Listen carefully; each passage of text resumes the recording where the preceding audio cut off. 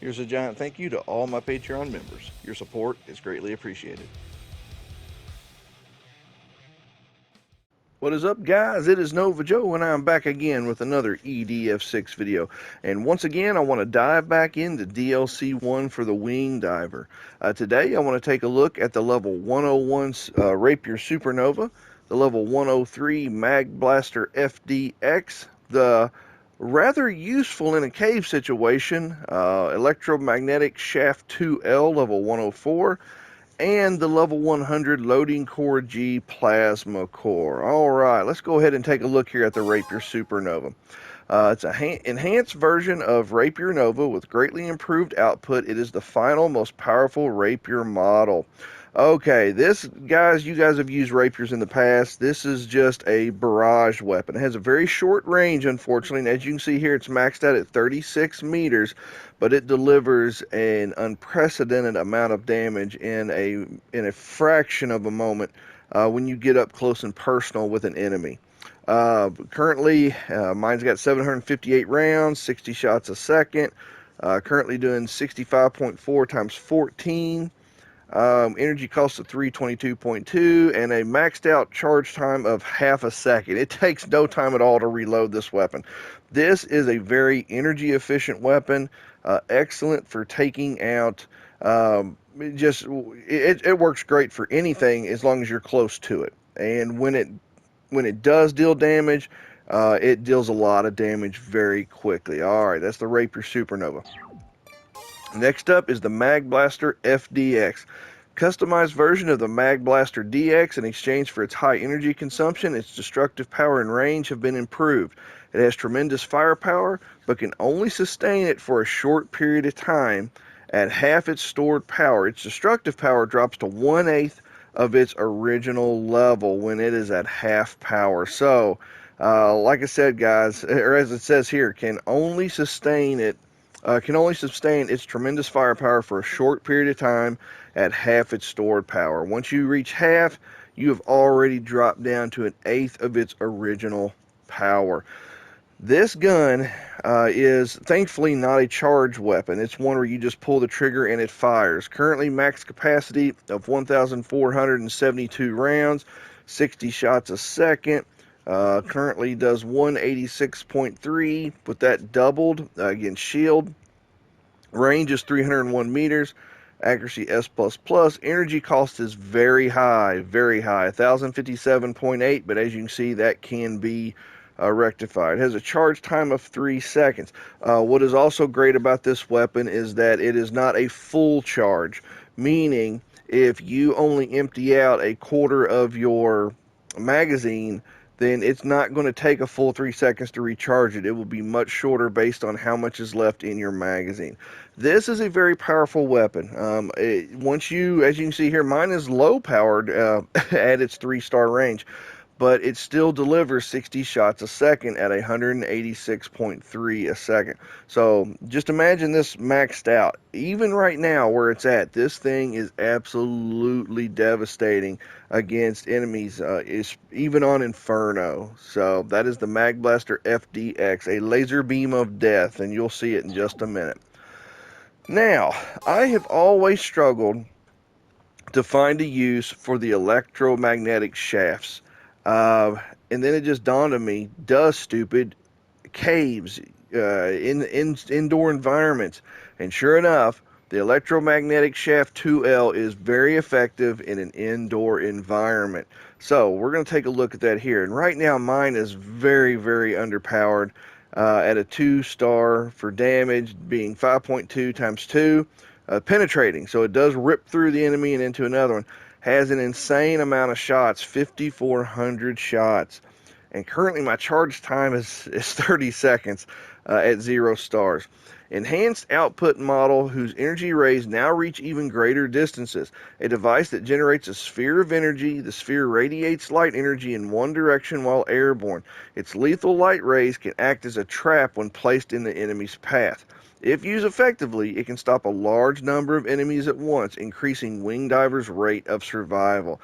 This is great to use in indoor environments, especially where you have hallways. Aggro the enemy, have them start coming towards you, and then fly up just a smidge to get yourself off the ground and light this bad boy up, because it will shoot out a beam of light straight down the shaft, make sure you're aimed in the right direction when you fire it, because this one particularly, it fires out to the left and right of the direction you're facing. So sometimes you might have to turn yourself sideways and face the direction opposite the enemy, or not directly opposite, but face a direction just adjacent to the enemy, so that the beam goes to your left down the path and to your right down the other path and hits the enemies that are coming at you from the side.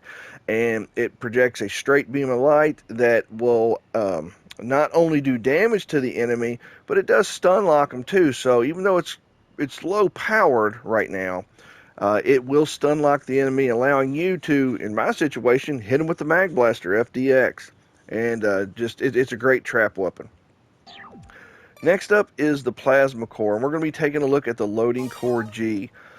A Plasma Core specifically improved on its maximum energy. The maximum amount of energy the core can accumulate is greatly improved, and it generates a massive amount of power during an emergency charge. However, its power supply efficiency to the aerial unit is low, so the flying speed is slightly reduced. So yes, when you equip this, your flying speed is reduced by 10%. However, where this thing excels is in its emergency charge. If you burn through the energy in this, it's going to emergency charge very, very fast. It's got a maximum energy currently of 1983, which obviously can be improved. A charge of 81.1 per second. That's if you don't run the tank completely empty. However, if you do run it completely empty, the emergency charge is 267.8, so it recharges very fast. Flight consumption's pretty high, 312. Boost consumption, and 93.6. I find that this particular loading core works really well on indoor environments. When you're trying to zip and dash up and down through cave entrances and tunnels, it seems to work really well and is a good combo with the Electromagnetic Shaft 2L and the Mag Blaster FDX. Alright guys, that is enough of the overview. Let's go ahead and see these weapons in action. Alright, here we go guys. So nice indoor environment here. Alright, we got a whole bunch of spiders here. Let's hit them with the Mag Blaster. Boom! Nothing like spider guts going every which direction. Now, as you can see here, I am almost down to half power, which will reduce my beam's power down to an eighth. So there we go, it's now down to an eighth. But look how fast it recharges. It recharges very quickly and can do a lot of damage really fast. Those inferno level spiders did not stand a chance. Alright. Go ahead and zip down a little bit closer. Let's flip over the Rapier Supernova. Whoa! There we go. Just a barrage of laser lights. Absolutely devastating the enemy, freezing them in place. Does not penetrate the enemy, unfortunately, but it will just overwhelm them with a lot of damage. There we go, done cleared that mess out. A little closer there, only has 36-meter range. There he goes. Alright, we have just completely and totally annihilated that first batch. Rapier Supernova reloads extremely fast. Uh-oh, we got a whole bunch coming down through here. I think it's time for the Electromagnetic Shaft. Oh, here we go. Alright, face the wall. Let it go. There we go, firing a beam straight down through there. Penetrates the enemy. And as you can see, it's not doing a ton of damage, but it does stagger them. Let's flip over to the Mag Blaster. Let's reload that bad boy. Added damage, and it stun locks the enemy, making it much easier for you to progress. And you can save your life, especially if an enemy's getting ready to fire off some acid, getting ready to fire off webbing, or just any type of attack. This Electromagnetic Shaft will stun lock them. Like I said, it doesn't do a ton of damage, but will stun lock them and hold them in place so that you have a chance to fire with a more powerful weapon into them. All right, now this thing's just going to keep going. So let's go ahead and reload this thing. All right. Overwhelm the enemies. All gone. All right. Reload that rapier. Now, as you can see here, it takes a long time. Honestly, it takes a long time for this loading core G to reload all on its own. But I'm going to drain the pack here in just a second if I have an opportunity to. I'm going to drain that pack, and I'm going to show you how fast the emergency recharge is. Let's just leave the enemies right here. So let me just fly up here. Let's drain this bad boy and show you how fast the emergency recharge is. Here we go.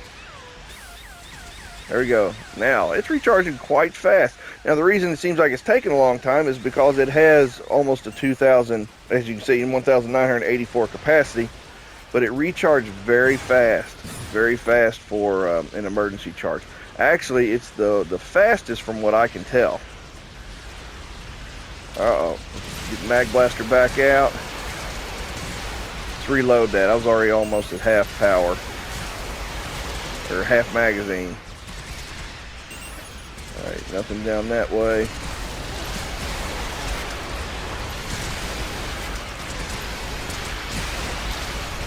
Alright.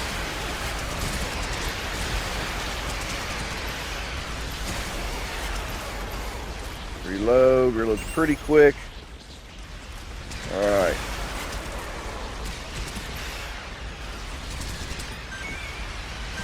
Oh, get out of there. Alright, through the shaft down there.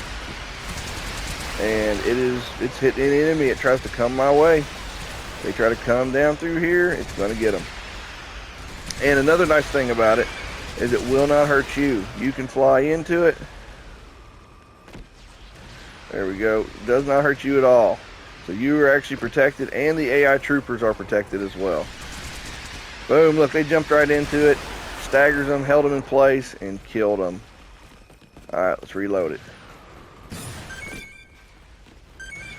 Alright, got a couple more over here. Boom. There we go. Mag Blaster FDX absolutely chews through those soft skin spiders.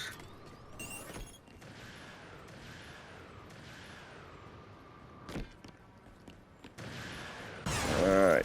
Got some more coming up down here.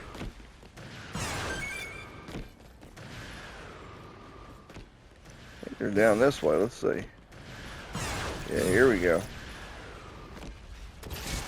Boom.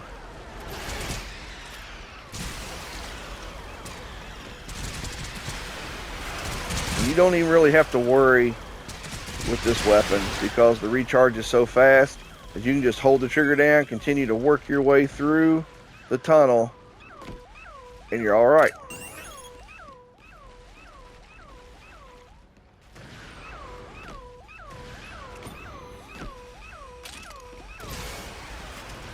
Alright, I've aggroed them. Here they come. Come on into the tunnel. There it goes. Chewing right into them. I'm not even firing down into them. And look, it has staggered the whole mass of them. They can't even get through. They can't jump in here. They can't fire their webs. It stun locks them. A very useful weapon in a cave environment or indoor environment where you have tunnels that you can fire it right straight down. Alright, we're going to have to blast old armored boy there. Whoa, goodness gracious. Get him as well. Reload the old mag blaster. And we just cleared out that whole mess. Alright. Alright guys, that is the Mag Blaster FDX, the Rapier Supernova, the Loading Core G, and the Electromagnetic Shaft 2L. I have to say, these are some really great DLC 1 weapons. I don't care if they're not the most powerful weapons in regards to what you get with DLC 2. These are powerful enough on their own. They're excellent. Their use is excellent for certain situations like this one right here. and I do highly recommend them, especially this Rapier Supernova. And the Mag Blaster FDX is very potent. I wish that I had the more powerful. I wish they were leveled up more so I could show you the max power that they have. But as it stands, these are still very powerful weapons. And the Electromagnetic Shaft, the different varieties of it, different versions of it, do have their usages. They're limited, I would say, in my opinion, to tunnel environments, cave environments, but they are very useful. And this Loading Core G, it's got a lot of power. 1,984 points of energy is nothing to scoff at, and it seems to work really well. Even I would say with the reduced flight capability, it slows you down a bit in the indoor environments where, honestly, I think being slowed down a little bit would be good. It keeps you from bouncing off the walls and ceilings too much. So, all right, guys, that is my review of these 4 pieces of DLC-1 equipment. If you have enjoyed this video, please give it a like. Please comment down below, and if you're new to the channel, please feel free to subscribe. And as always, guys, take care.